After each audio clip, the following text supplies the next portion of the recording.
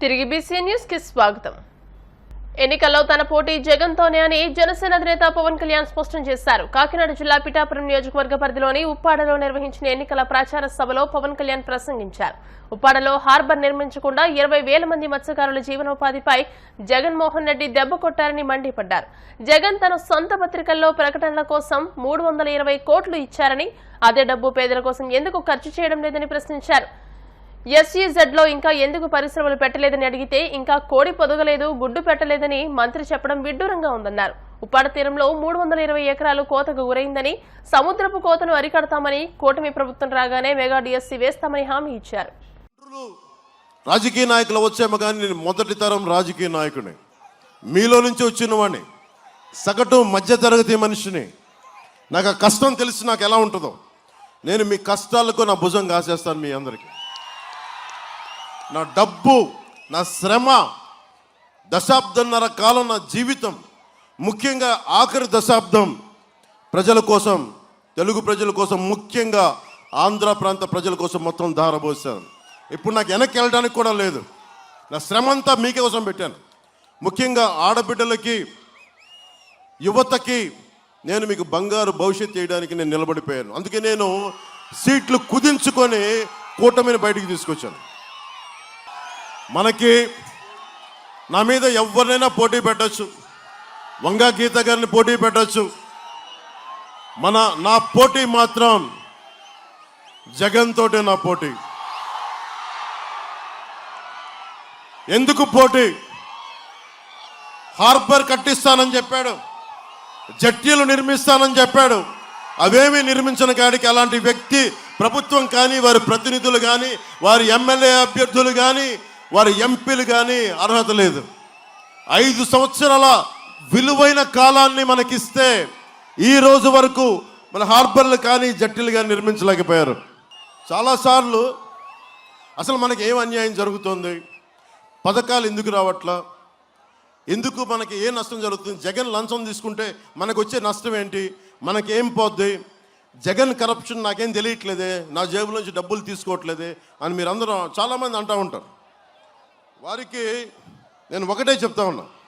ఉప్పాడ కొత్తపల్లి మండలంలో అమీనాబాద్ తీరంలో 20,000 మందికి మత్స్యకారులున్న ప్రాంతంలో ఒక ఫిషింగ్ హార్బర్ కావాలి. మనకి ఉప్పాడ హార్బర్ వస్తే 1 కాదు 2 కాదు 2,500 పడవలు మనకి అన్నం పెట్టే జీవనోపాధి అవి మన హార్బర్లో పెట్టుకోవచ్చు. ఎంత బడ్జెట్? 422 కోట్లు. ఎవరు మంత్రి సిదిరి అప్పలరాజు గారు చెప్పారు. స్టార్ట్ చేశారు, ఒక 30% పూర్తి చేసి ఆపేశారు, రాళ్లతో నింపేశారు. హార్బర్ నింపడానికి హార్బర్ పూర్తి చేయలా, బోట్లు ఆ రాళ్ళ దెబ్బలు తగిలి బోట్లు కూడా పాడైపోయినాయి, 2 చనిపోయారు. అంటే 2 మనుషుల ప్రాణం కూడా పట్టదు, బాధ్యత లేదు. నేను అంటుంది 422 కోట్ల బడ్జెట్ ఎంతమందికి జీవనోపాధికి ఇస్తుంది? 20,000 మంది మత్స్యకారుల కుటుంబాలకి జీవనోపాధి ఇస్తుంది. ఎంత పెట్టాలి? 422 కోట్లు.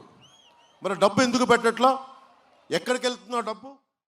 కాకినాడ జిల్లా పెద్దాపురం నియోజకవర్గం సామర్లకోట పట్టణం 26వ వార్డులో తెలుగుదేశం, జనసేన, బీజేపీ ఉమ్మడి ఎమ్మెల్యే అభ్యర్థి నిమ్మకాయల చినరాజప్ప ఇంటింటి ప్రచారాన్ని నిర్వహించారు.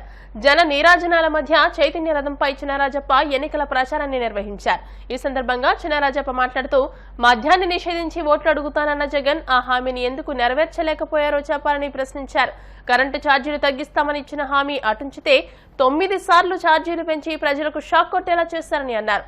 2.30 లక్షల ఉద్యోగాలు ఇస్తామని నిరుద్యోగులను మోసం చేయడమే కాకుండా మెగా DSC అని దాన్ని దగా DSCగా మార్చారని దుయ్యబట్టారు.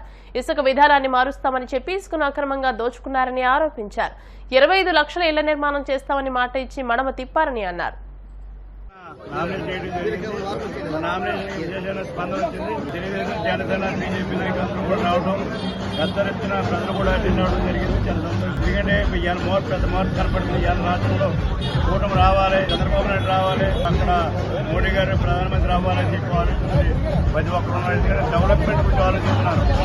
వేళ ఇక్కడ 5 సంవత్సరాలు కూడా జగన్మోహన్ రెడ్డి గారు అభివృద్ధి చేయలేదు కనుక ఇవాళ ప్రజల్లో మార్పు వచ్చింది. డెవలప్మెంట్ విషయంలో రావాలి, ఈ గ్రామాల అభివృద్ధి చెందితే, పట్టణాల అభివృద్ధి చెందితే మరి ఇది పట్టించుకోలేదు. అలాగే సంక్షేమం కూడా లేదు, అభివృద్ధి లేదు అని చెప్పి ఇలా ఆలోచిస్తున్నారు. ఏది ఏమైనా మొత్తం మీద ఇవాళ ప్రజలు మార్పు వచ్చింది. అందుకే ఇవాళ గ్రామాల్లో పట్టణాల్లో కూడా ఎక్కువ మంది జాయిన్ అయ్యి మద్దతు పరిస్థితులు వచ్చిన వాళ్ళందరూ కూడా స్వాగతం పలికి అందరూ కూడా పలుచుకొని ఇవాళ రేపు విజయం సాధించే దిశగా రాష్ట్రం కానీ పశ్చిమ గోదావరి జిల్లా నర్సాపురం టీడీపీ, బీజేపీ, జనసేన పార్టీల కూటమి ఆధ్వర్యంలో పట్టణంలో 10వ వార్డులో మన కోసం మన నాయకర్ కార్యక్రమంలో భాగంగా కూటమి జనసేన పార్టీ అభ్యర్థి బొమ్మడి నాయకర్ కుమార్తె శ్రేయ తనదైన శైలిలో ప్రచారం నిర్వహించారు. గడప గడపకు వెళ్లి గాజు గ్లాసు గుర్తుకు ఓటేయాలని ఓటును అభ్యర్థిస్తున్నారు. ఈ కార్యక్రమంలో నర్సాపురం నియోజకవర్గ TDP incharge Putturi Ramaraju, Janasena party నాయకులు కోటిపల్లి వెంకటేశ్వరరావు, మాజీ మహిళా కమిషన్ సభ్యురాలు సిరిగిరెడ్డి రాజ్యలక్ష్మి, జనసేన, తెలుగుదేశం, బీజేపీ నాయకులు, అభిమానులు పాల్గొన్నారు. నర్సాపురం పట్టణం 10వ వార్డులో ఇంటింటి ప్రచారం చేస్తా ఉన్నాం. ఇక్కడ ఈ వార్డులో ప్రజలందరూ కూడా కూటమి అభ్యర్థులు, ఎన్డీఏ కూటమి అభ్యర్థులు, జనసేన పార్టీ నాయకర్ గారికి అలాగే బీజేపీ అభ్యర్థి వర్మ గారికి విశేషమైన మద్దతు తెలియజేస్తా ఉన్నారు. ఇక్కడంతా కూడా చదువుకున్న వాళ్ళు, మేధావులు, అందరూ ఎడ్యుకేట్స్, వీళ్ళందరూ ఒకటే చెబుతున్నారు, మళ్ళీ రాష్ట్రం బాగుపడాలంటే చంద్రబాబు నాయుడు గారు ముఖ్యమంత్రి అవ్వాలి, మేమందరం ఆయన రావాలని కోరుకుంటున్నామని చెప్పని ప్రజలందరూ కూడా చెబుతా ఉన్నారు. చంద్రబాబు నాయుడు గారు, పవన్ కళ్యాణ్ గారు ఇద్దరు కలయిక ఈ రాష్ట్రంలో రాబోయే రోజుల్లో వినూత్నమైన ఈ రాష్ట్ర అభివృద్ధికి, ఈ రాష్ట్ర ప్రజల యొక్క భవిష్యత్తుకి దిశానిర్దేశం చేసేటువంటి ఎలక్షన్లు ఇవి. కాబట్టి ఇద్దరు నాయకత్వంలో ఈ రాష్ట్రం బాగుపడాలని చెప్పని, ఈ రాష్ట్రం ఎంతో పురోభివృద్ధి చెందాలని చెప్పని ప్రజల కోరిక, ఆకాంక్ష నెరవేర్చాలని కోరుకుంటూ జై చంద్రబాబు నాయుడు గారు, జై పవన్ కళ్యాణ్ గారు, జై మోడీ గారు. ఆంధ్రప్రదేశ్ని స్వర్ణాంధ్రప్రదేశ్గా చేయాలంటే అది చంద్రబాబు నాయుడు గారు ముఖ్యమంత్రి అయితేనే సాధ్యం అవుతుంది.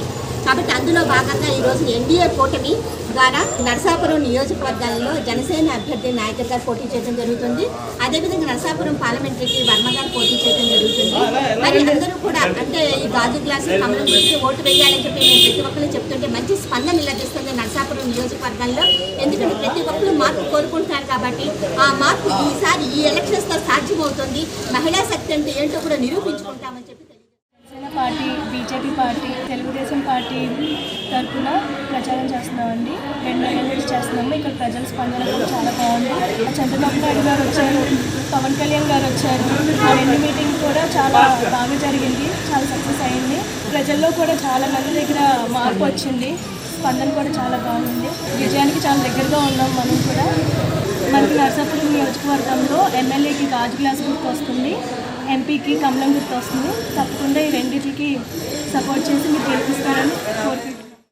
మండు టెండలు ప్రజలకు ఏమాత్రం ఉపశమనం కలిగించడం లేదు. అధిక ఉష్ణోగ్రతలు రోజు రోజుకు అదుపు తప్పుతూనే ఉన్నాయి. సాధారణం కంటే 3 నుండి 6 డిగ్రీల వరకు అధికంగా నమోదవుతున్నాయి. ఫలితంగా పలు జిల్లాల్లో వడగాల్పులు, మరికొన్ని జిల్లాల్లో తీవ్ర వడగాల్పులు వీస్తున్నాయి. మంగళవారం కూడా ఇవి కొనసాగాయి. రాష్ట్రంలో గరిష్ట ఉష్ణోగ్రతలు 42 నుండి 45 డిగ్రీలు రికార్డయ్యాయి. అత్యధికంగా నంద్యాల జిల్లా చాగలమరిలో 45.1 డిగ్రీల ఉష్ణోగ్రత నమోదైంది. ఇకపోతే బుధవారం 46 మండలాల్లో తీవ్ర వడగాల్పులు, 143 మండలాల్లో వడగాల్పులు, గురువారం 47 మండలాల్లో తీవ్ర వడగాల్పులు, 109 మండలాల్లో వడగాల్పులు వీస్తాయని రాష్ట్ర విపత్తుల నిర్వహణ సంస్థ తెలియజేసింది. అలాగే రాష్ట్రంపైకి ఈశాన్య, ఆగ్నేయ దిశగా దిగువ స్థాయి నుంచి గాలులు వీస్తున్నాయని, వీటి ఫలితంగా బుధ, గురువారాల్లో ఉత్తర కోస్తాల్లో 1-2 చోట్ల తేలికపాటి నుంచి మోస్తరు వర్షాలు కురిసే అవకాశం ఉందని భారత వాతావరణ విభాగం తెలియజేసింది. బీఆర్ఎస్ అధినేత తెలంగాణ మాజీ ముఖ్యమంత్రి కె చంద్రశేఖరరావు ప్రచార వేగాన్ని పెంచనున్నారు. రాష్ట్ర వ్యాప్తంగా విస్తృతంగా పర్యటించి ప్రజల కష్టాలు తెలుసుకోనున్నారు.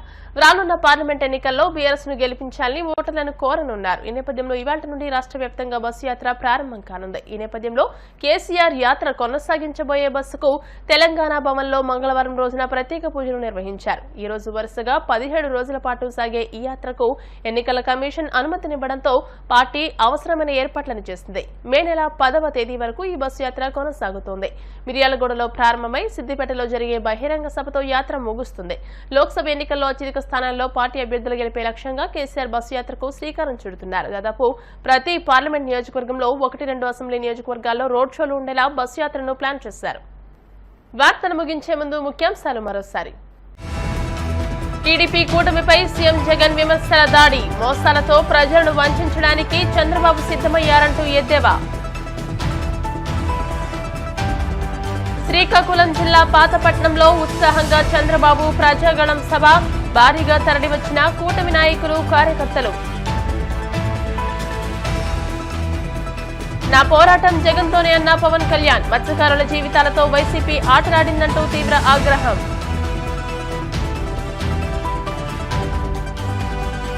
రోజు రోజుకు పెరుగుతున్న ఉష్ణోగ్రతలు, రాష్ట్రంలో గరిష్టంగా 42 నుంచి 45 డిగ్రీల ఉష్ణోగ్రతల నమోదు. ఈ వార్తలు ఇంతటితో సమాప్తం. మరిన్ని వార్తా విశేషాలతో నెక్స్ట్ బులెటిన్లో మళ్ళీ కలుసుకుందాం. అంతవరకు సెలవు, నమస్కారం. చూస్తూనే ఉండండి BCN న్యూస్.